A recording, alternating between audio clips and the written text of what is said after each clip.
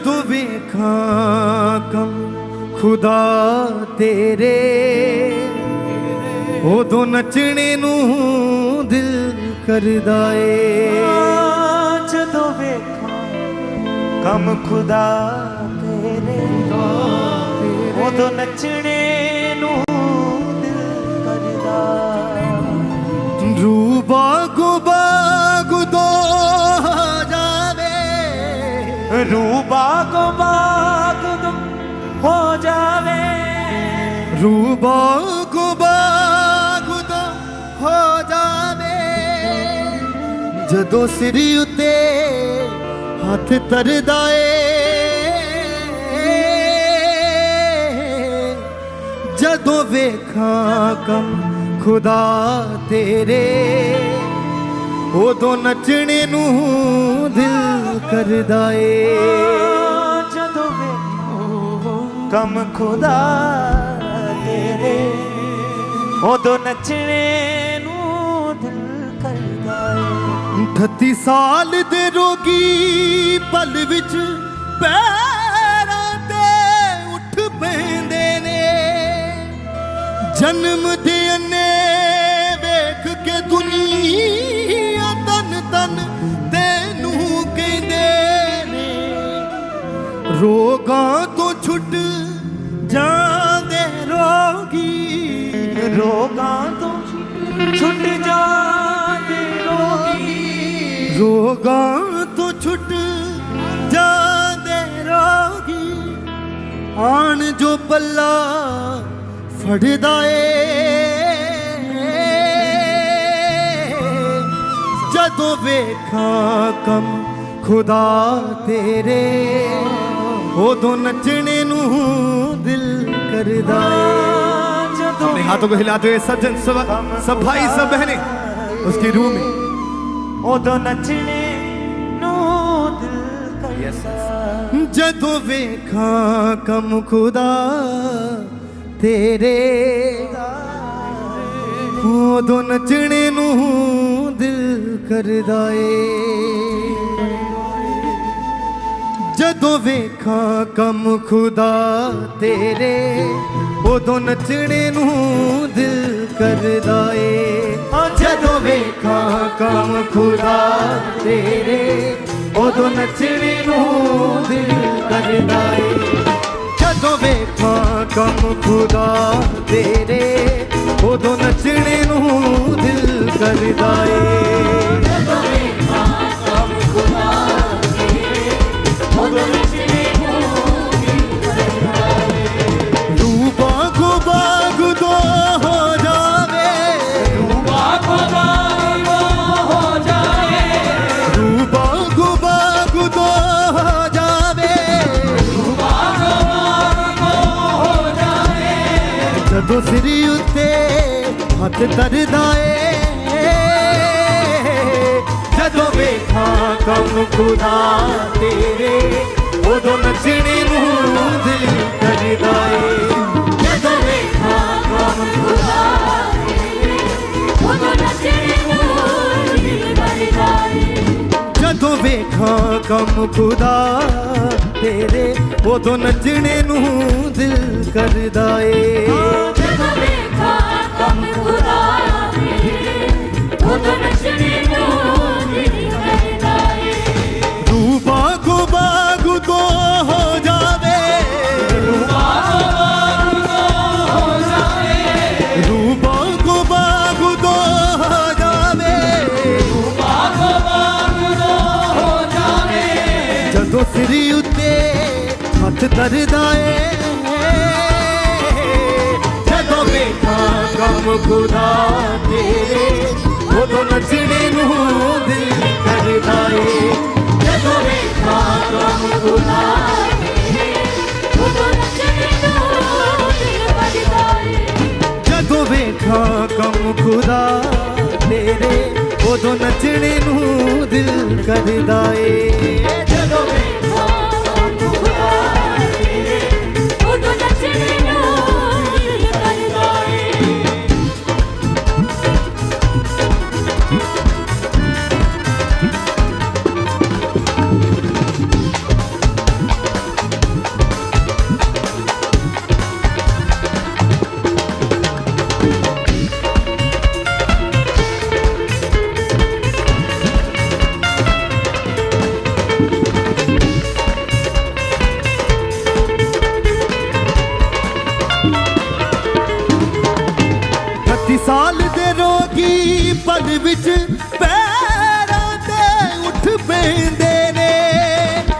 साल दे रोगी पल विच पैरां ते उठ पैंदे जन्म दे अन्ने देख के दुनिया तन तन तैनू कहंदे ने जन्म दे अंते देख के दुनिया तन तन तैनू कहंदे साल दे रोगी पल विच पैरां ते उठ पैंदे ने 30 साल दे रोगी पल विच पैरां ते उठ पैंदे जन्म दे अन्ने वेख के दुनिया तन तन तैनू कहंदे ने जन्म दे अंते वेख के दुनिया तन तन तैनू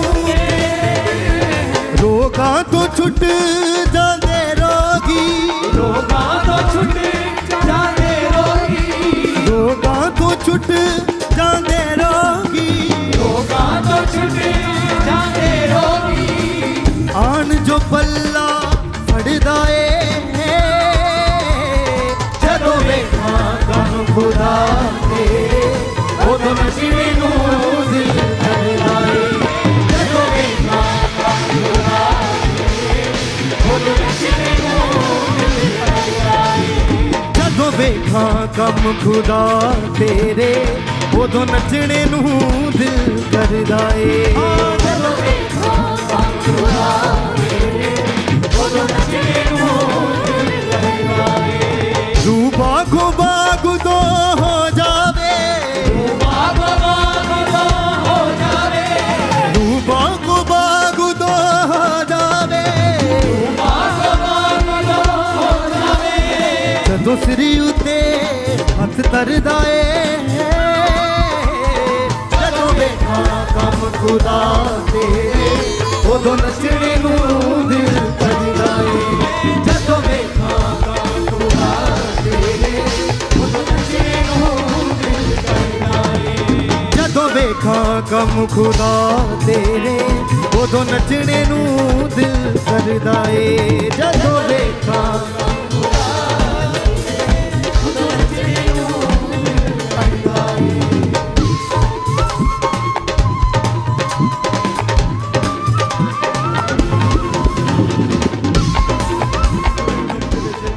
ਦਰਦ ਹੋਣੀ ਚਾਲੂ ਹੋਈ ਬ੍ਰੈਸਟ ਦੇ ਲੈਫਟ ਸਾਈਡ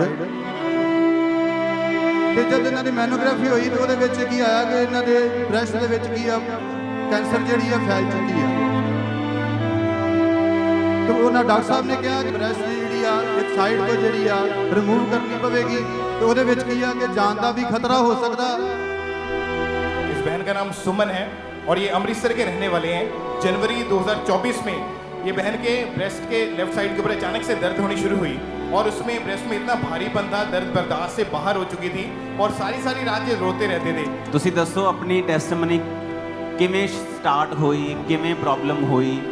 ਕਿਉਂਕਿ ਹਮੇਸ਼ਾ ਇਦਾਂ ਦੀਆਂ ਪ੍ਰੋਬਲਮ ਛੋਟੇ ਬੁਖਾਰ ਤੋਂ, ਪੇਟ ਦਰਦ ਹੈ, ਇੱਥੇ ਦਰਦ ਹੈ, ਉੱਥੋਂ ਸ਼ੁਰੂ ਹੁੰਦੀਆਂ ਹੈ।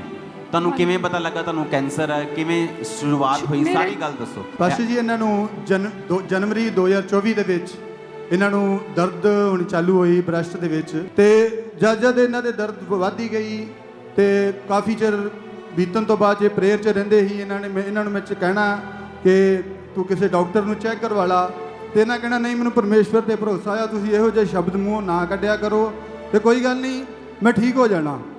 ਤੇ 2024-11 ਦੇ ਵਿੱਚ ਇਹਨਾਂ ਦੀ ਜਿਹੜੀ ਆ ਦਰਦ ਵਧਣੀ ਚਾਲੂ ਹੋ ਗਈ, ਜਿਹਦੇ ਕਾਰਨ ਮੁੜ ਕੇ ਅਸੀਂ ਡਾਕਟਰਾਂ ਕੋਲ ਚੈੱਕ ਕਰਾਇਆ ਤੇ ਜਦੋਂ ਰਿਪੋਰਟ ਕਰਾਈ, ਟੈਸਟ ਕਰਾਇਆ ਤੇ ਉਹਦੇ ਵਿੱਚ ਕੀ ਆ ਇਹਨਾਂ ਦੇ ਕਿਹੜਾ ਟੈਸਟ ਹੋਇਆ ਇਹਨਾਂ ਦਾ? ਮੈਮੋਗ੍ਰਾਫੀ ਹੋਈ ਇਹਨਾਂ ਦੀ। ਮੈਮੋਗ੍ਰਾਫੀ, ਜੀ। ਓਕੇ। ਤੇ ਜਦ ਇਹਨਾਂ ਦੀ ਮੈਮੋਗ੍ਰਾਫੀ ਹੋਈ ਤੇ ਉਹਦੇ ਵਿੱਚ ਕੀ ਆਇਆ ਕਿ ਇਹਨਾਂ ਦੇ ਬ੍ਰੈਸਟ ਦੇ ਵਿੱਚ ਕੀ ਆ ਕੈਂਸਰ ਜਿਹੜੀ ਆ ਫੈਲ ਚੁੱਕੀ ਆ। ਜਦ ਕੈਂਸਰ ਫੈਲ ਚੁੱਕੀ ਆ ਤੇ ਜਦੋਂ ਅਸੀਂ ਇਹਨਾਂ ਦਾ ਇਲਾਜ ਚਾਲੂ ਕਰਵਾਇਆ ਤੇ ਉਹਨਾਂ ਡਾਕਟਰ ਸਾਹਿਬ ਨੇ ਕਿਹਾ ਕਿ ਇਹਨਾਂ ਦੇ ਜਿਹੜੀ ਆ ਬ੍ਰੈਸਟ ਜਿਹੜੀ ਆ ਇੱਕ ਸਾਈਡ ਤੋਂ ਜਿਹੜੀ ਆ ਰਿਮੂਵ ਕਰਨੀ ਪਵੇਗੀ ਤੇ ਉਹਦੇ ਵਿੱਚ ਕੀ ਆ ਕਿ ਜਾਨ ਦਾ ਵੀ ਖਤਰਾ ਹੋ ਸਕਦਾ। ਤੇ ਕੀ ਆ ਕਿ ਤੁਸੀਂ ਜਦੋਂ ਇਹਨਾਂ ਨੂੰ ਉਹਨਾਂ ਨੇ ਦੱਸਿਆ ਡਾਕਟਰਾਂ ਨੇ ਤੇ ਸਾਨੂੰ ਪਹਿਲਾਂ ਇਹਨਾਂ ਦੇ ਦਰਦ ਸ਼ੁਰੂ ਹੋਈ 2024 ਦੀ ਸ਼ੁਰੂਆਤ ਜੀ। ਤੁਸੀਂ ਮੈਮੋਗ੍ਰਾਫੀ ਕਰਾਈ, ਉਸ ਤੋਂ ਬਾਅਦ ਬਾਇਓਪਸੀ ਕਰਾ ਕੇ ਜਿਸ 'ਚ ਇੱਕ ਟੁਕੜਾ ਲੈ ਕੇ ਬ੍ਰੈਸਟ ਚੋਂ ਜੀ ਬਾਬਾ ਜੀ। ਚੈੱਕ ਕੀਤਾ ਜਾਂਦਾ ਕਿ ਕੈਂਸਰ ਹੈਗਾ ਜਾਂ ਕੀ ਚੀਜ਼ ਆ। ਜੀ ਬਾਬਾ ਜੀ। ਮੈਮੋਗ੍ਰਾਫੀ ਕੀਤੀ ਔਰ ਬਾਇਓਪਸੀ ਕੀਤੀ ਤੇ ਮਾਸ ਦਾ ਟੁਕੜਾ ਲੈ ਕੇ ਟੈਸਟ ਕੀਤਾ, ਜਿੱਥੋਂ ਪਤਾ ਲੱਗਾ ਕਿ ਲੈਫਟ ਬ੍ਰੈਸਟ ਦੇ ਵਿੱਚ ਇਹਨਾਂ ਦੇ ਮਲਟੀਪਲ ਰਸੌਲੀਆਂ ਦਾ ਜਿਹੜਾ ਕੈਂਸਰ ਆ ਉਹ ਫੈਲ ਚੁੱਕਾ। ਜੀ ਬਾਬਾ ਜੀ। ਫਿਰ ਡਾਕਟਰ ਨੇ ਕਿਹਾ ਕਿ ਆਪਰੇਸ਼ਨ ਕਰਕੇ ਉਹ ਬ੍ਰੈਸਟ ਕੱਢਣੀ ਪਊਗੀ। ਉਸ ਤੋਂ ਬਾਅਦ ਤੁਸੀਂ ਦੱਸੋ ਫਿਰ ਕੀ ਹੋਇਆ, ਕੀਮੋਥੈਰੇਪੀ ਹੋਈ, ਕੀ ਹੋਇਆ ਇਹਨਾਂ ਦੀ? ਉਸ ਤੋਂ ਬਾਅਦ ਅਸੀਂ ਅਜਨਾਲਾ ਬ੍ਰਾਂਚ 'ਚ ਲਗਾਤਾਰ ਤੋਂ ਜਾ ਰਹੇ ਸੀਗੇ। ਉੱਥੋਂ ਦੇ ਕੁਝ ਪਰਮੇਸ਼ਰ ਦੇ ਦਾਸਾਂ ਨੇ ਦੱਸਿਆ ਕਿ ਤੁਸੀਂ ਇਹਨਾਂ ਦਾ ਆਪਰੇਟ ਨਾ ਕਰਵਾਇਓ, ਪਹਿਲੇ ਲੇ ਹੈਂਡ ਕਰਾਓ, ਪਰਮੇਸ਼ਵਰ ਇਹਨਾਂ ਨੂੰ ਠੀਕ ਕਰੇਗਾ। ਜਦੋਂ ਅਸੀਂ ਲੇ ਹੈਂਡ ਕਰਾਈ ਤੇ ਪਰਮੇਸ਼ਵਰ ਦੀ ਕਿਰਪਾ ਦੇ ਨਾਲ 11 ਫਰਵਰੀ ਨੂੰ 2025 'ਚ ਰਿਪੋਰਟ ਜਿਹੜੀ ਆ ਨਾਰਮਲ ਆਈ। सोना चांदी हीरे मोती है की करना तेरे बस रहना यीशु तेरी शान सोना चांदी। ਤੁਸੀਂ ਲਿਖਿਆ ਲੇ ਹੈਂਡ ਦੇ ਦੌਰਾਨ ਤੁਹਾਨੂੰ ਕੀ ਮਹਿਸੂਸ ਹੋਇਆ? ਤੁਹਾਨੂੰ ਲੇ ਹੈਂਡ ਦੇ ਦੌਰਾਨ ਮੈਨੂੰ ਲੱਗਾ ਕਿ ਜੇ ਭਾਰੀ ਹੱਥ ਮੇਰੇ ਉੱਤੇ ਪਿਆ, ਔਰ ਤੁਹਾਨੂੰ ਕੀ ਮਹਿਸੂਸ ਹੋਇਆ? ਤੁਹਾਡੀ ਬਾਡੀ ਨੂੰ ਕਿੱਦਾਂ ਲੱਗਾ? ਬਿਲਕੁਲ ਹਲਕਾ। ਤੁਹਾਨੂੰ ਹਲਕਾ ਫੀਲ ਹੋਣਾ ਸ਼ੁਰੂ ਹੋਇਆ। ਹਾਂਜੀ, ਔਰ ਜਦੋਂ ਤੁਸੀਂ ਲੇ ਹੈਂਡ ਤੋਂ ਬਾਅਦ ਘਰ ਗਏ ਤੁਹਾਨੂੰ ਕੀ ਬਦਲਾਵ ਨਜ਼ਰ ਆਇਆ ਉਸ ਤੋਂ ਬਾਅਦ? ਮੈਨੂੰ ਬਹੁਤ ਵਧੀਆ ਲੱਗਾ ਕਿ ਮੈਂ ਠੀਕ ਹੋ ਗਈ ਹਾਂ। ਰਿਪੋਰਟਾਂ ਕਰਾਈਆਂ ਤੁਸੀਂ? ਹਾਂਜੀ, ਕੀ ਆਇਆ ਰਿਪੋਰਟਾਂ 'ਚ? ਨਾਰਮਲ। ਉਸ ਤੋਂ ਬਾਅਦ 11/2025 ਨੂੰ ਅਸੀਂ ਰਿਪੋਰਟ ਕਰਾਈ। ਜਿਹੜੀ ਰਿਪੋਰਟ ਜਿਹੜੀ ਆ ਨਾਰਮਲ ਆਈ ਤੇ ਡਾਕਟਰਾਂ ਨੇ ਕਿਹਾ ਅਸੀਂ ਆਪਰੇਟ ਦੀ ਜ਼ਰੂਰਤ ਨਹੀਂ ਹੈ, ਤੁਸੀਂ ਕੁਝ ਖਾਂਦੇ ਰਹੋ। ਅਸੀਂ ਕਿਹਾ ਕੁਝ ਨਹੀਂ ਖਾਂਦੇ ਰਹੇ, ਅਸੀਂ ਵੀ ਪਰਮੇਸ਼ਵਰ ਦਾ ਨਾਮ ਲੈਂਦੇ ਰਹੇ ਤੇ ਪਰਮੇਸ਼ਵਰ ਨੇ ਸਾਨੂੰ ਕੀਆ ਚੰਗਿਆ ਕੀਤਾ ਹੈ। ਡਾਕਟਰ ਨੇ ਕਹਿਤਾ, ਜਿਹੜੇ ਡਾਕਟਰ ਨੇ ਕਿਹਾ ਸੀ ਆਪਰੇਸ਼ਨ ਹੋਏਗਾ, ਇਹਨਾਂ ਨੂੰ ਕੈਂਸਰ ਆ, ਉਹਨੇ ਖੁਦ ਕਿਹਾ ਕਿ ਰਿਪੋਰਟਾਂ ਦੇ ਵਿੱਚ ਕੋਈ ਕੈਂਸਰ ਨਹੀਂ ਹੈ, ਕੋਈ ਕੈਂਸਰ ਨਹੀਂ ਇਹ ਪੂਰੀ ਤਰ੍ਹਾਂ ਨਾਰਮਲ ਹੈ। ਨਾਰਮਲ ਹੈ। ਓ ਜੀਸਸ, ਤਾਰੀਫ ਕਰੋ ਜ਼ੋਰ। हालेलुया। आपकी जिंदगी इस बात पर निर्भर करती है कि आपने अपनी पर्सनल लाइफ से खुदा के नाम को कितनी महिमा दी, या आपने अपनी जिंदगी में ऐसे कुकर्म किए हैं कि परमेश्वर के नाम को निंदा जा रहा है, कि आपने अपनी जिंदगी में ऐसे काम किए हैं कि परमेश्वर के नाम को महिमा मिल रही है। परमेश्वर ने कहा तुम्हारे भले कामों को देखकर लोग तुम्हारे पिता की जो स्वर्ग में है लोग बढ़ाई करें।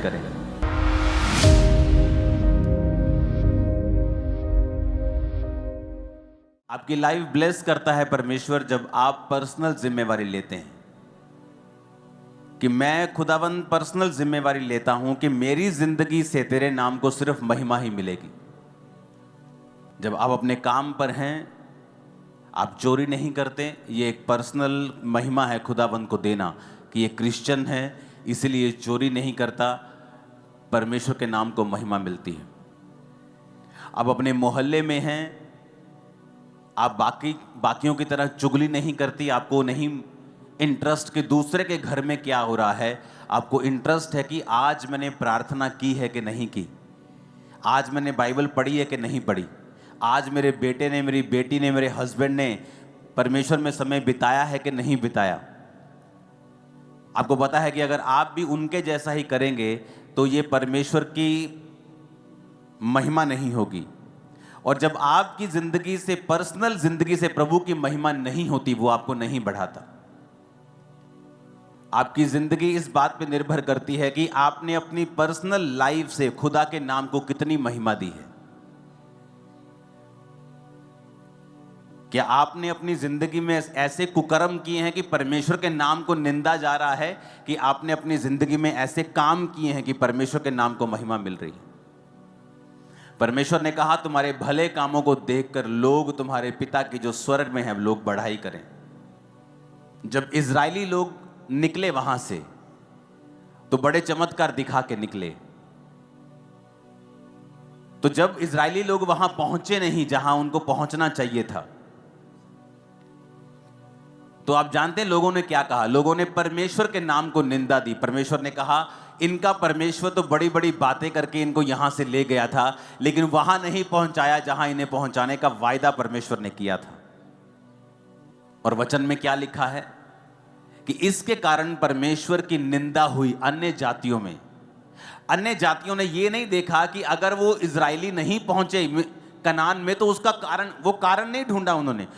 उनको नहीं पता कि वो व्यभिचार के कारण नहीं पहुंचे, वो मूसा के खिलाफ कुड़कुड़ा के वहां नहीं पहुंचे, वो उन्होंने मूर्ति पूजा की इसलिए वहां, वो उन्होंने कुछ नहीं देखा। उन्होंने सिर्फ यही देखा कि ये वहां पर नहीं पहुंचे क्योंकि परमेश्वर ने पहुंचा नहीं पाया। और बाइबल कहती है अन्य जातियों ने परमेश्वर के नाम की निंदा की। आपके कारण अगर परमेश्वर के नाम को महिमा मिलेगी, परमेश्वर आपको पब्लिकली रिवॉर्ड करेगा और बढ़ाएगा। और अगर आपके कारण परमेश्वर के नाम को निंदा मिलेगी, अगर उसको महिमा मिलेगी वो आपको बढ़ाएगा, अगर उसको निंदा मिलेगी वो आपको बढ़ाएगा नहीं, वो आपको घटाएगा। और ये शुरुआत होती है छोटे लेवल से। जब आपको कोई नहीं देख रहा और फिर भी आप परमेश्वर में वफादार हैं, तो परमेश्वर आपको आगे लेके जाता है। उस चोरी को, उस व्यभिचार को कोई नहीं देख रहा, किसी को मालूम नहीं होगा, लेकिन परमेश्वर को मालूम होगा, जो बढ़ाने और घटाने वाला परमेश्वर है, जो ये कहता है मैं ही मरहम लगाता हूं, मैं ही घायल करता हूं, मैं ही पट्टी बांधता हूं, मैं ही मारता हूं, मैं ही जिलाता हूं। रोमियो 2 उसकी 24 आयत में आप स्क्रीन पर देखेंगे, सिर्फ नोट करेंगे और पढ़ेंगे घर जाके इसको। क्योंकि तुम्हारे कारण अन्य जातियों में परमेश्वर के नाम की निंदा की जाती है। इसमें परमेश्वर कंप्लेंट करता है कि तुम्हारे कारण, परमेश्वर ने ये नहीं कहा मेरे कारण या शैतान के कारण कि शैतान कर रहा है, परमेश्वर ने कहा नहीं, तुम्हारे कारण परमेश्वर की निंदा की जाती है अन्य जातियों में। वचन में लिखा है, जब आप न्यायों 6 उसकी 1 से 6 आयत पढ़ते हैं, तब इजराइलियों ने यहोवा की दृष्टि में बुरा किया, इसलिए यहोवा ने उन्हें मिधानियों के वश में 7 वर्ष तक रखा और मिधानी इजराइलियों पर प्रबल हो गए। और मिधानियों के डर के मारे इजराइलियों ने पहाड़ों के गहरे खड्डों और गुफाओं और किलों में अपने निवास बना लिए। जब जब इजरायली बीज बोते, तब तक मिधानी, अमालेकी और पूर्वी लोग चढ़ाई करके सब कुछ खत्म कर देते थे। अब अज्जा तक छावनी डाल डालकर भूमि की उपज नष्ट कर डालते थे और इजरायलियों के लिए ना तो भोजन वस्तु, ना भेड़ बकरी, ना गाय बैल, ना गधा छोड़ते थे। 6 आयत में लिखा, मिधानियों के कारण इजरायली बड़ी दुर्दशा में पड़ गए। तब इजरायलियों ने यहोवा की दुहाई दी। और पहली लाइन में फिर पढ़ेंगे, इजरायलियों ने यहोवा की दृष्टि में बुरा किया, इसलिए यहोवा ने उन्हें मिधानियों के वश में 7 वर्ष तक रखा। अब यहां शैतान प्रबल नहीं हुआ उनके ऊपर, यहां कहीं नहीं लिखा कि शैतान ने उनको अपने वश में कर लिया। परमेश्वर ने कहा वो परमेश्वर से मुड़ गए और इजरायलियों ने पाप किया, इसलिए परमेश्वर ने उन्हें मिधानियों के यानी उनके दुश्मन के वश में 7 वर्ष तक रखा। इसलिए नहीं कि शैतान भारी था। मैं आपको बताना चाहता हूं कि जब आप मौका देंगे शैतान को, अन्य जातियां खुश होंगी। नहीं तो अन्य जातियों के पास 0.11%, 0.0001% भी पावर नहीं है आपके ऊपर रेन करने की, आपके ऊपर चढ़ने की। मैं आपको बताता हूं, आप परमेश्वर के दास और दासियां हैं, उसके बेटे और बेटे, किसी की औकात नहीं है आपको छू जाए। मैं आपको बता रहा हूं। लेकिन वचन कहता है तुमने शैतान को मौका दिया, तुमने वो किया जो बाइबल के खिलाफ था। और बाइबल कहती है इसके कारण अन्य जातियों ने परमेश्वर के नाम की निंदा की। उन्होंने ये नहीं कहा ये व्यक्ति बुरा है, उन्होंने कहा नहीं, पूरी क्रिश्चियनिटी बुरी है। और जब आप परमेश्वर के नाम को नीचा करेंगे, परमेश्वर आपको और नीचा करेगा। आप उसके नाम को ऊंचा करेंगे, परमेश्वर आपको ऊंचा करेगा। सब कुछ आपके हाथ में है। तब क्या हुआ? 7 आयत में लिखा है, न्यायों 10 उसकी 6 से 10 जब आप पढ़ते हैं, 6 में लिखा, जब इजरायलियों ने यहोवा की दृष्टि में फिर बुरा किया, तो 7 आयत में लिखा, यहोवा का क्रोध इजराइल पर भड़का और उन्हें पलिश्तियों और अमोनियों के अधीन कर दिया। पूरी बाइबल आप पढ़ के देखो, जब जब इजरायलियों ने बुरा किया, परमेश्वर ने उन्हें दुश्मन के वश में कर दिया। एक सताव होता है आपको बढ़ाने के लिए होता है, एक होता है कि आप अपनी गलतियों की वजह से उस चीज में पड़ते हैं। और यहां पर अगर आप बाइबल में पूरी बाइबल को ध्यान से पढ़ेंगे तो वचन में लिखा है कि हमेशा इजरायली फंसते थे अपने पाप के कारण, और फिर परमेश्वर की दुहाई देते थे, परमेश्वर उन्हें फिर छुड़ाता था, फिर वो परमेश्वर में बिगड़ जाते थे, फिर वो दुश्मन के वश में चले जाते थे, फिर परमेश्वर की दुहाई देते थे और फिर परमेश्वर ने छुड़ाता था। ऐसा चलता रहा कितने 100 सालों तक। जबकि ऐसा करने के लिए आप नहीं बुलाए गए हैं, आप बुलाए गए हैं, बाइबल कहती है, परमेश्वर के गुणों को दिखाने के लिए, परमेश्वर की ग्लोरी को दिखाने के लिए, उसके गुणों को दिखाने के लिए, उसकी पावर को दिखाने के लिए। आपके बच्चे बेस्ट पोजीशंस के ऊपर होंगे और उसकी ग्लोरी होगी। मैं आपको बता रहा हूं। आप जब खुदा के साथ वफादार होंगे, जहां दूसरे लोगों के बच्चे नहीं पहुंच पाए, आपके बच्चे उससे भी अधिक बड़ी पोजीशन में होंगे, जबकि आप फाइनेंशियली उनसे कहीं नीचे थे। मैं आपको बता रहा हूं, परमेश्वर दिखाएगा आपको कि उसने आपको चुना है, और अगर आप उसकी महिमा करेंगे, अगर आप परमेश्वर के नाम को ऊंचा करेंगे, अगर आप पर्सनल जिम्मेवारी के साथ परमेश्वर के नाम की महिमा करेंगे, वो आपको बढ़ाएगा।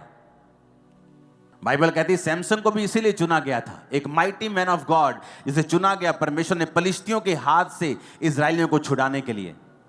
पर वचन कहता है उसकी एक कमी थी, औरतों के पास जाना, वैश्याओं के पास जाना उसकी कमी थी। और वचन कहता है उस कमी के कारण उसने अपना भेद औरत को बताया, उसने उसके सारे बालों को जिसमें उसकी पावर थी काट दिया। और जब फिर पलिश्ती उस पर कब्जा करने के लिए आए, उसने सोचा अभी भी मैं ऐसे लटों को झटकाऊंगा और ऐसे ही परमेश्वर का आत्मा उस पर उतरेगा। तो वचन कहता है आत्मा उतरा नहीं, और उसने सैमसन को वश में करके उसकी आंखों को नोच लिया। वो सैमसन जो उनका मजाक उड़ाता था, अब वो लोग सैमसन का मजाक उड़ाने लगे।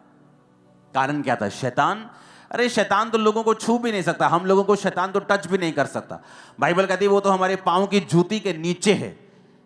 हमें लताड़ने का परमेश्वर ने अधिकार दिया है, डांटने का अधिकार दिया है, निकालने का अधिकार दिया है। शैतान आपकी लाइफ में कुछ नहीं कर सकता।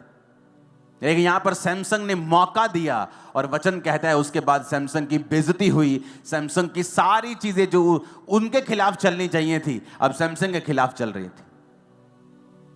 पाप के जो परिणाम है वो भयानक है हमेशा।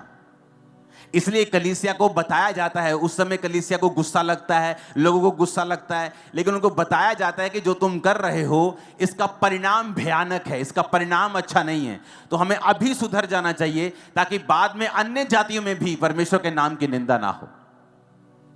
लास्ट अगस्त जो निकला, मेरे 20 साल परमेश्वर में पूरे हुए, और एक बात मैं अपनी आत्मा में मैं जानता था कि मेरा एक सेकंड साइकिल अब शुरू होगा। जिस तरह से पहले साल 2004 में हुआ था, उसी तरह की कुछ ऐसी चीजों को मैं फेस कर रहा था 2024 के अगस्त से। मुझे मालूम था कि ये शारीरिक नहीं है, ये स्पिरिचुअल है। मुझे मालूम था कि ये वही फाइट शैतान मुझे देने की कोशिश कर रहा है जो मुझे 2004 में फील होती थी। मैं पहले वाले स्थान में चला गया, 2004 वाले स्थान में, जब चारों ओर फाइट्स थी। लेकिन मैं आपको बता रहा हूं, उन दिनों में प्रार्थना से, फास्टिंग से, फिर वही चीजें, फिर वही प्रार्थना, फिर उसी तरह, मैं नहीं जानता अपनी लाइफ में 2004 में जब मैं परमेश्वर में आया और जब मैं परमेश्वर की प्रेजेंस में जाता था तो मेरे हमेशा आंसू निकलते थे।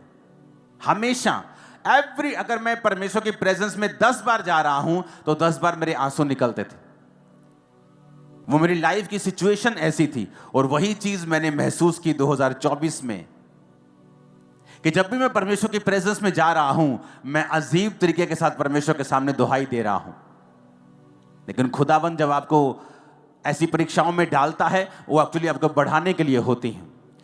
जब मैं इस बार वापसी आ रहा था मेलबर्न से दिल्ली की फ्लाइट में, तो मुझे नींद नहीं आ रही थी। मुझे मालूम था मुझे नींद नहीं आएगी। ये 12 घंटे की फ्लाइट में मैं 9 घंटे प्रेयर में था। जाते वक्त अलग था माहौल, लेकिन आते वक्त मैं टोटल प्रार्थना में था। तो जब मैं प्रेयर कर रहा था तो परमेश्वर ने मुझे विजन्स देने स्टार्ट किए, और मैं आपको बताऊंगा आने वाले समय में जो खुदा ने विजन दिया है वो इतना ग्लोरियस है और इतना महान है। और इस चर्च को, इस सेवकाई को, और इस विजन को और इस मिशन को परमेश्वर वहां जाके खड़ा कर देगा जहां पर बड़े बड़े मिशंस को आप देखते हो, उनकी कैटेगरी में परमेश्वर हमें खड़ा करने वाला है। मैं आपको बता रहा हूं, क्योंकि वो चीजें मैंने निकाल ली, वो समय मैंने निकाल लिया प्रार्थना में, उपवास में, आंसुओं के साथ प्रार्थना करते हुए। मुझे मालूम था कि जिस चीज से मैं गुजर रहा हूं, मैंने कोई गलत काम नहीं किया, लेकिन मैं निकल रहा हूं। लेकिन जब परमेश्वर ने मुझे विजन देना स्टार्ट किया, मुझे बताना स्टार्ट किया, और मैं प्रार्थना में था, और इसलिए नहीं कि परमेश्वर क्यों हो रहा है, कैसे हो रहा है, मैं ऐसे कभी प्रार्थना नहीं, बस जस्ट परमेश्वर की प्रेजेंस में आप बाइबल पढ़ रहे हैं, आप प्रार्थना कर रहे हैं, और परमेश्वर ने सारी चीजों को जाहिर करना शुरू किया। वो ग्रेट काम करने वाला है हमारे बीच में, एक ऐसा लेवल जो कभी सोचा नहीं जा सकता, जो एक ड्रीम होगा लोगों के लिए, जिसमें परमेश्वर हमें लेके जाने वाला है दिनों, महीनों में, अब हफ्तों में। मैं आपको बता दूंगा ये पॉसिबल है अगर आप अपनी पर्सनल लाइफ से परमेश्वर की महिमा करेंगे। तो अगर आप अपनी वाइफ के सामने भी ब्लू फिल्म देख रहे हैं, आपने अपनी पर्सनल गवाही को खत्म कर लिया है। अगर आपकी फैमिली को पता है आप झूठ बोलते हैं, तब भी आपने अपनी पर्सनल गवाही को खत्म कर लिया है। आपकी पर्सनल टेस्टिमनी आपके लिए सबसे बड़ा ट्रेजर है, सबसे बड़ा धन है, सबसे बड़ा खजाना है। आपकी गवाही जो आपको अपने आसपास लोगों को पहले बतानी है। पहले आपके लोकल लोगों को आपकी गवाही मालूम होगी, फिर आपके मोहल्ले को, फिर आपके नगर को, आपके देश को, आपके पूरे वर्ल्ड को फिर आपकी टेस्टिमनी मालूम होगी। लेकिन शुरुआत आपके घर से होगी, आपके आसपास के लोगों से होगी कि आप कैसे हैं। हो सकता है कई साल आपकी सिचुएशन चेंज ना हो और परमेश्वर ये चेक करे कि आप कैसे हैं। जो विजन, जो मिशन परमेश्वर ने आपको दिया है, कि आप उसको संभाल पाएंगे, कि आप उसके काबिल हैं, वो आपको परखेगा कई तरीकों के साथ। और मैं लोगों को एक मैसेज देना चाहता हूं जो परमेश्वर ने आज अभी इस मीटिंग में आने से पहले मुझे दिया है। जिन लोगों को लगता है कि परमेश्वर के नाम को ऐसा बोला जा रहा है किसी व्यक्ति के कारण या किसी के कारण, उनको एक वचन जो परमेश्वर ने मुझे दिया मैं आपको देना चाहता हूं। यहोजकेल 36 उसकी 23 हम सब पढ़ेंगे भी, सब स्क्रीन पर भी देखेंगे, सब बाइबल की ओर भी देखेंगे अगर बाइबल आपके पास है तो। परमेश्वर कहता है, मैं अपने बड़े नाम को पवित्र ठहराऊंगा, जो जातियों में अपवित्र ठहराया गया, जिसे तुमने उनके बीच अपवित्र किया। और जब मैं उनकी दृष्टि में तुम्हारे बीच पवित्र ठहरूंगा, तब वे जातियां जान लेंगी कि मैं यहोवा हूं। परमेश्वर यहोवा की यही वाणी है। परमेश्वर की आत्मा ने कहा, आने वाले दिनों में ऐसे कार्य होंगे, ऐसे काम होंगे कि ये पूरी जातियां परमेश्वर को पवित्र ठहराने लग जाएंगी और खुदा अपने आप को खुद पवित्र ठहराएगा। और क्रिश्चियनिटी की नाम की बल्ले बल्ले होगी और ऊंचाई आप देखेंगे इसके। और आमीन ऊंचा चाहिए चर्च। अगर किसी दुष्ट की वजह से क्रिश्चियनिटी के नाम को बदनामी मिलती है, तो परमेश्वर कहता, मैं अपने नाम को खुद पवित्र ठहराऊंगा। आने वाले समय में आप देखोगे खुदा के नाम को इसी जगहों के ऊपर ऊंचा होते हुए। और ये मेरा नहीं, ये खुदा का वचन है आप लोगों के लिए और पंजाब की कलीसिया के लिए और इंडिया की कलीसिया के लिए और दूर सब देशों की कलीसिया के लिए। वो अपने नाम को पवित्र ठहराएगा और उसे किसी टीवी चैनल की जरूरत नहीं है अपने नाम को पवित्र ठहराने के लिए। जब वो काम करने पे आएगा वो ऐसा करेगा, लोग देखते रह जाएंगे। और परमेश्वर कहता है, जातियां जान लेंगे कि मैं यहोवा हूं। हालेलुया। परमेश्वर हमें एग्जाम्पल्स देता है किस तरह से हमें चलना है और किस तरह से नहीं चलना है।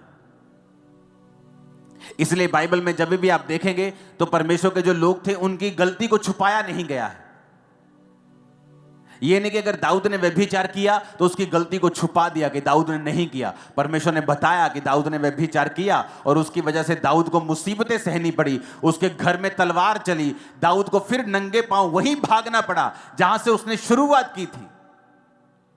दाऊद ने कहां से शुरुआत की थी? उन्हीं पहाड़ों में जहां वो अपने पिता की थोड़ी सी भेड़ बकरियों को चराता था, नंगे पांव रहता था, धूप में, पाले में, औस में रहता था। और जब उसने पाप किया राजा बनने के बाद, उसी पहाड़ में उसी नंगे पांव उसको भागना पड़ा और लोग कहते थे ओछा ओछा। और लोगों को मौका मिला दाऊद को निंदा करने का। और वचन क्या कहता है? अगर तुम व्यभिचार करोगे तुम्हारी नाम धराई कभी मिटने वाली नहीं है। क्या हो सकता है कोई अंगारों पर चले और ना जले? क्या हो सकता है कोई अंगारे अपने कपड़ों के ऊपर रख ले और उसके कपड़े बच जाएं? परमेश्वर ने कहता अगर जो व्यभिचार के ऊपर चलेगा उसका हाल भी ऐसा ही होगा। आपको यह बात समझनी पड़ेगी, आपकी पर्सनल जिम्मेवारी है एज ए क्रिश्चियन कि आप अपने आसपास के लोगों के लिए कैसी एग्जाम्पल हैं। अगर आप बैड एग्जाम्पल हैं तो परमेश्वर का क्रोध आपके ऊपर रहेगा, कोई काम भी सफल नहीं होगा। आपकी टेस्टिमनी जो 1 साल 2 साल में आपको मिलनी है वो कहीं परमेश्वर 20 30 40 साल पर उसको लंबा कर देगा। तो आपको यह बात समझनी पड़ेगी। ये वचन मैंने आपको परमेश्वर की ओर से दिया है कि परमेश्वर कहता है कि मैं अपनी महिमा फिर से बनाऊंगा, अपने नाम को मैं पवित्र ठहराऊंगा और लोग देखेंगे। और मैं आपको ये भविष्यवाणी करके कह रहा हूं, दुनिया के लोग, फॉरेन के लोग भी इंडियन क्रिश्चियंस को स्टडी करने के लिए आएंगे। ये किस तरह से इनका विश्वास इतना मजबूत और इतना सामर्थ्य, मैं आपको बता रहा हूं। आप देखोगे आने वाले समय में दूसरे देशों के लोगों को भेजा जाएगा कि जाओ और इंडियन क्रिश्चियंस जो हैं उनकी लाइफ को स्टडी करो कि किस तरह से परमेश्वर ने उनकी लाइफ में काम किया है, या उन्होंने किस तरह से बेदारी को फैलाया है। उनकी लाइफ्स को जाके स्टडी करो ताकि हम भी अपने देश में वैसा ही, आप देखोगे इस भविष्यवाणी को पूरा होते हुए। मैं आपको बता रहा हूं, मोरक्कन को आप बड़े लोगों को, तुर्कियों को, आप बड़े लोगों को देखोगे, खासकर वाइट स्किन लोगों को आप ज्यादा देखोगे इंडिया में आते हुए, पंजाब में आते हुए, जस्ट स्टडी करने के लिए कि परमेश्वर ने इनकी लाइफ में कैसे काम किया और कैसे सुसमाचार ये फैलाते हैं, क्यों ये परमेश्वर इनकी लाइफ में इतना बड़ा काम कर रहा है। वो आपकी स्टडी करने के लिए आएंगे और खुदा के नाम की महिमा होगी। वो अपने नाम को पवित्र ठहराएगा, उसका नाम ऊंचा होगा। आप ऊंचा करेंगे, मैं ऊंचा करूंगा यीशु मसीह के नाम में। हालेलुया। एक समय होता है आप परीक्षाओं से गुजरते हैं, एक समय होता है परमेश्वर फिर आपको फल देता है। लेकिन आप ये मेक श्योर करें कि आपकी परीक्षा आपके पाप की वजह से ना हो, आपकी परीक्षा आपके बढ़ने के लिए हो, वो परमेश्वर की ओर से हो, शैतान की ओर से ना हो। अपने मन से बात करो धीरे धीरे शब्दों में कि आज से मैं परमेश्वर की जिम्मेवारी लूंगा और मैं खुदा के नाम को महिमा दूंगा। एक भी कर्म नहीं ऐसा करूंगा कि परमेश्वर के नाम को निंदा मिले। मैं और मेरा घराना हम मिलकर परमेश्वर की सेवा करेंगे। आमीन। ऊंचा ये आशीष हमारी है।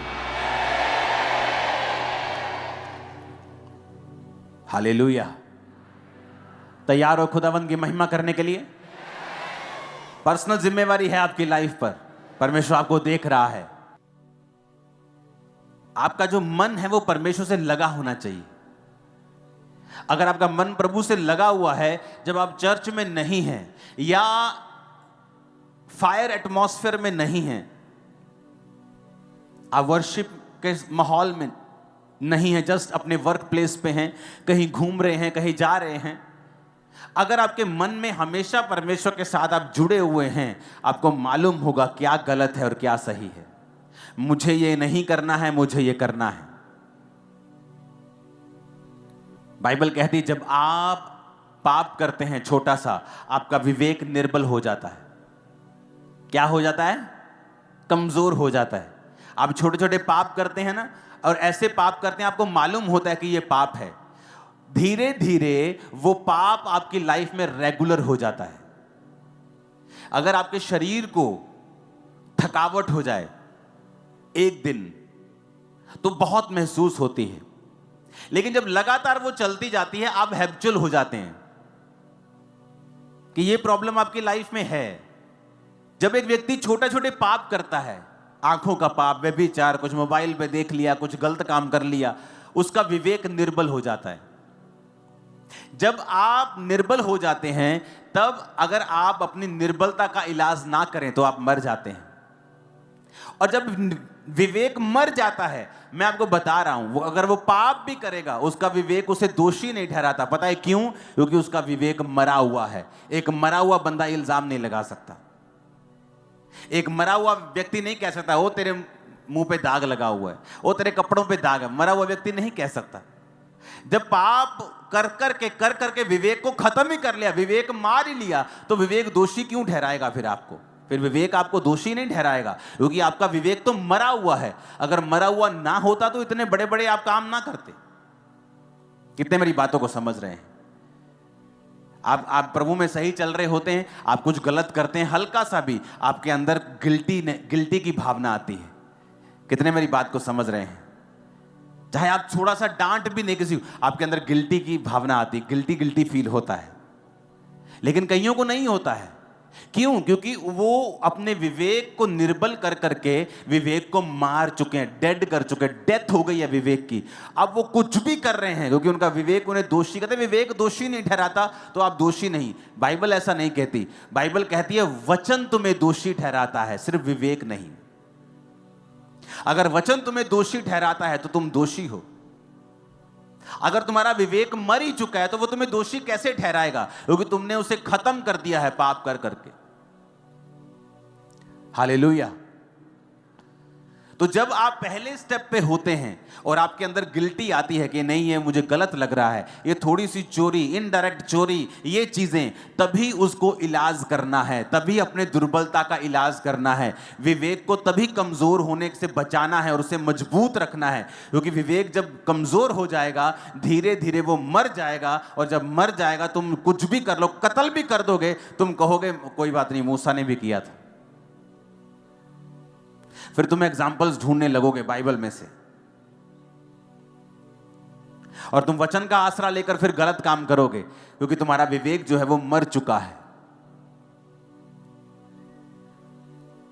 अपने विवेक को मरने नहीं देना, अपने अंदर वाले आदमी को मरने नहीं देना, और उसे कमजोर नहीं होने देना, उसे मजबूत रखना है।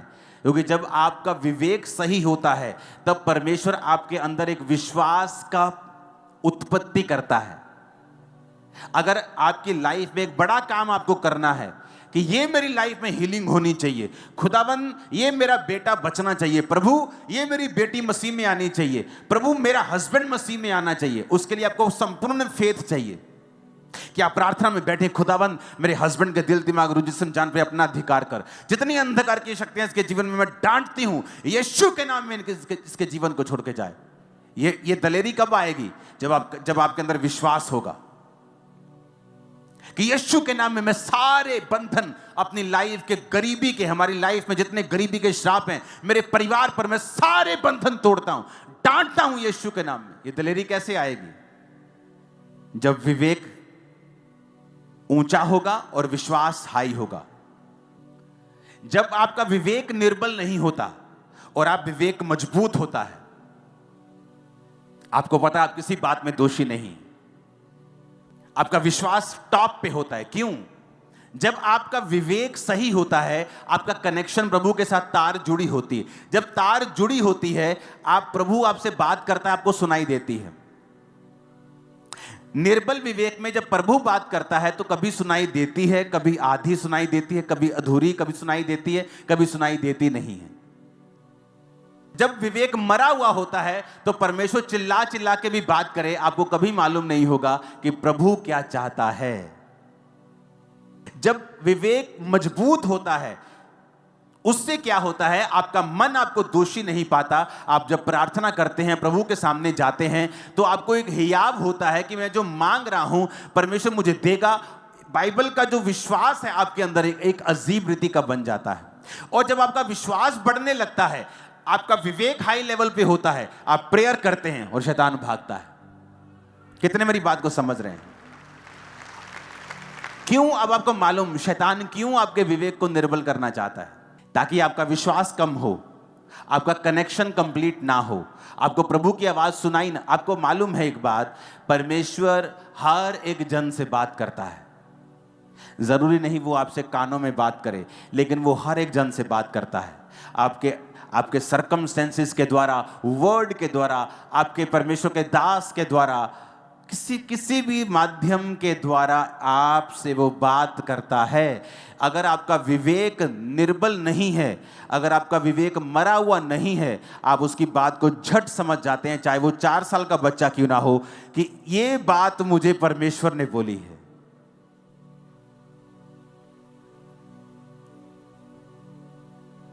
हो सकता है आप बीमार हो क्योंकि आप ज्यादा पानी ना पीते हो, कम पानी पी रहे हो, आपकी बॉडी में पानी की कमी हो, और एक 4 साल का बच्चा आपको बोले मम्मा रोज पानी पिया करो, ज्यादा पानी पिया करो, और आपको नहीं मालूम वो प्रभु ने बात की है आपसे। क्योंकि आपका विवेक अगर मजबूत है तो परमेश्वर पत्थर को भी इस्तेमाल कर सकता है, बच्चे को भी कर सकता है, आपके दास को कर सकता है, वो किसी भी चीज को आपको बताने के लिए और बढ़ाने के लिए इस्तेमाल कर सकता है। कितने मेरी बात को समझ रहे हैं? और शैतान क्या करता है, वो आपको एक छोटा सा पाप देके आपके विवेक को निर्बल करता है और मार देता है, ताकि प्रभु चाहे चिल्लाए भी आपको कभी समझ नहीं आएगी प्रभु क्या चाहता है।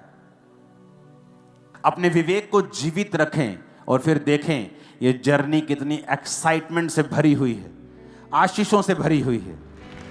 सताव है लेकिन बरकतें बहुत बड़ी हैं, परीक्षा है लेकिन महिमा परीक्षा से कहीं अधिक बड़ी है, और सबसे बड़ी बात अनंत जीवन कहीं अधिक बड़ा है। जहां इस देश के, दुनिया के बड़े बड़े राजे वहां पहुंच नहीं पाएंगे, बड़ी बड़ी पदवियों के ऊपर बैठने वाले उस अनंत जीवन तक नहीं पहुंच पाएंगे जहां आप और मैं पहुंच पाएंगे। हालेलुया। अपने पड़ोसी को बोलो, अपने अंदर वाले आदमी को, औरतें बोले अपने अंदर वाली औरत को मरने नहीं देना है, कमजोर नहीं होने देना है, अपने विवेक को जीवित रखना है, मजबूत रखना है। ऊंची आवाज में आमीन खड़काओ जरा, ऊंची आवाज। हालेलुया। तो आपको ये बात समझनी पड़ेगी कि आपके ऊपर एक पर्सनल जिम्मेवारी है परमेश्वर का नाम महिमा देने की, उसके नाम को फैलाने की। आप फेल नहीं हो सकते। बाइबल बहुत सख्त है, उसमें तो लिखा है जो परमेश्वर की सेवा करने वाला है वो निंदा से परे होना चाहिए, उसका आंचल साफ होना चाहिए, नहीं तो वो पास्टर की कुर्सी पर नहीं बैठ सकता है।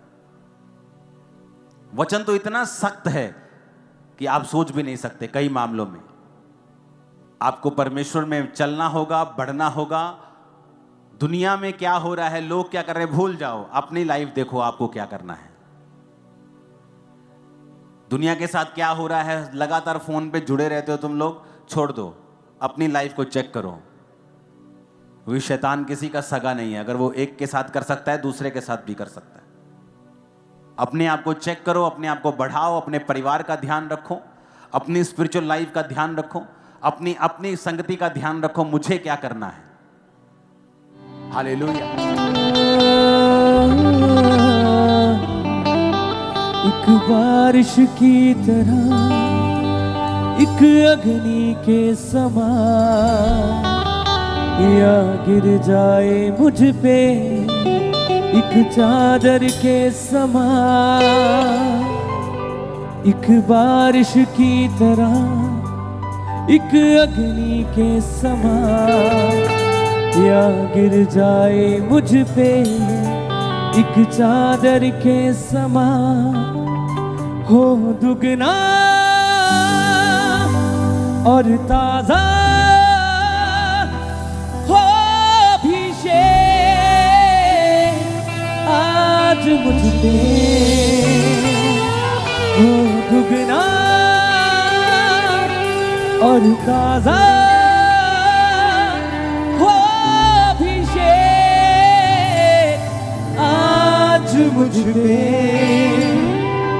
हो दुगना दुगना पहले से ज्यादा ज्यादा हो अभिषेक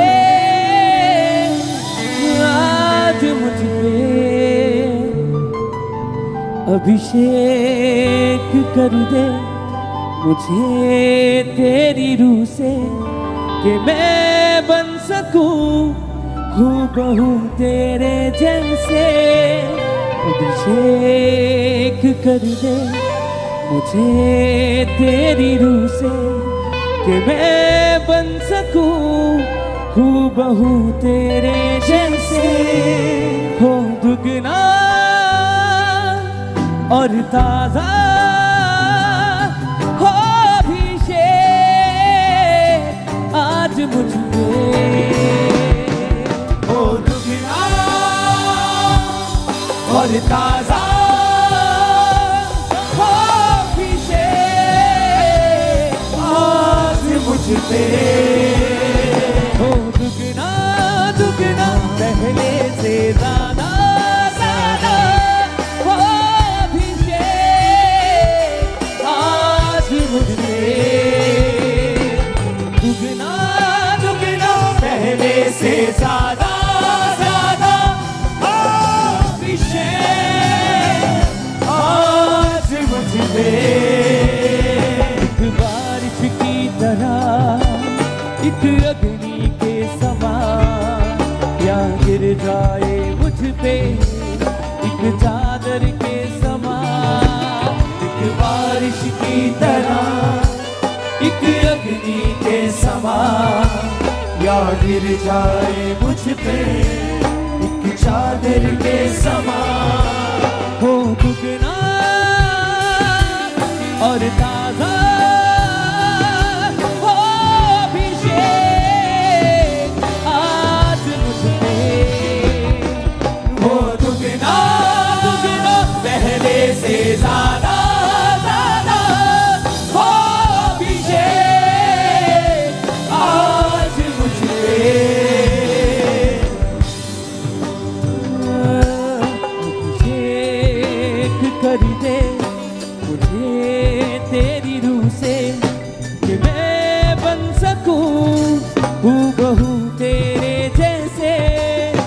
अभिषेक कर दे मुझे तेरी रूह से कि मैं बन सकूं हूबहू तेरे जैसे। अभिषेक कर दे मुझे तेरी रूह से कि मैं बन सकूं हूबहू तेरे जैसे।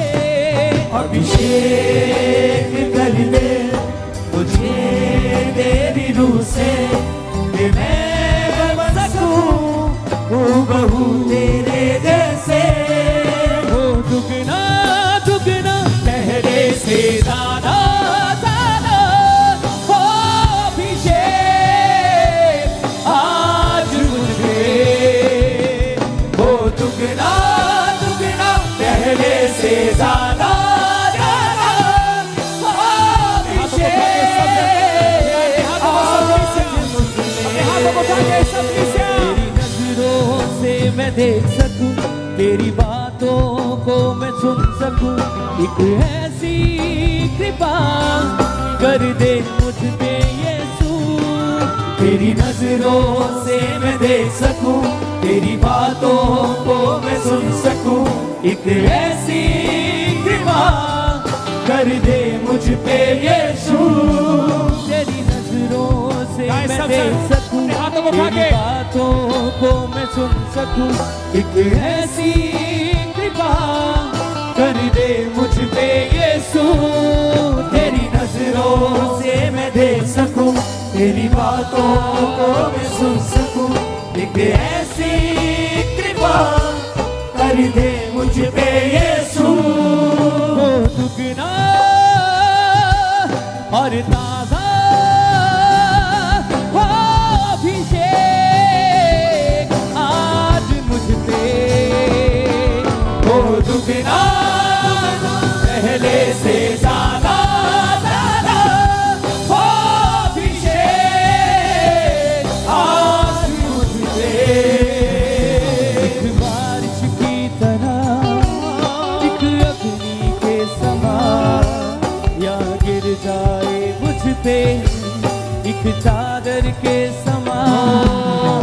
एक बारिश की तरह एक अग्नि के समान या गिर जाए मुझ पे एक चादर के समान। वो दुगना और ताजा हो अभिषेक आज मुझ पे। वो दुगना दुगना पहले से ज्यादा ज्यादा हो अभिषेक आज मुझ पे। अभिषेक कर दे मुझे तेरी रूह से कि मैं बन सकूं हूबहू तेरे जैसे। अभिषेक कर दे मुझे तेरी रूह से कि मैं